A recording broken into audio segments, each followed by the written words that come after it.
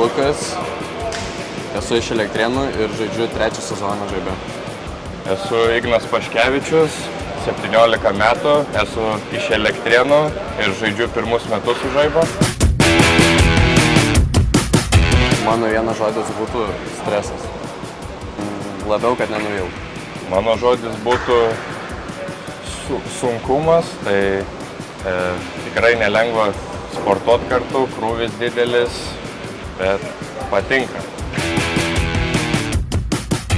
Iš šių treniruočių aš tikiuosi labai didelės patirties bei ateityje pažinčių. Taipogi patirtis, tuo pačiu atstovavimas už savo miestą, šalį, tai manau labai svarbu ir kaip ir viskas.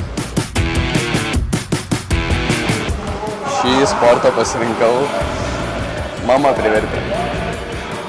Pasakysiu tikrai ačiū labai.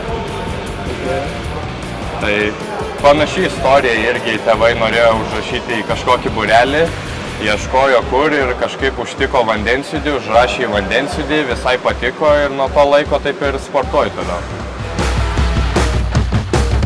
Šis sportas labai daug duoda strategiško mąstymo bei komandiško darbo. Jo, tai lavina darbą kartu, taipogi padeda atsikratyti tam tikrų minčių, išsikrauti sporte. Taipogi pažintis, patirtis, kas irgi labai daug susideda šitam sporte ir be abejo, kad tas toks sportas unikalus, labai daug į vieną susiję.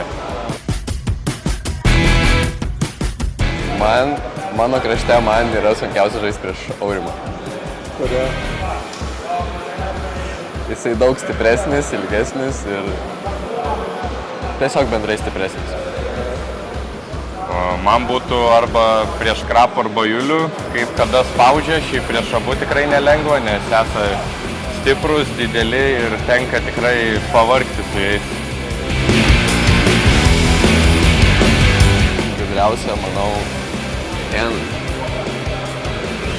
Jo, Janas arba Markas, sakyčiau, labai žaidžia strategiškai.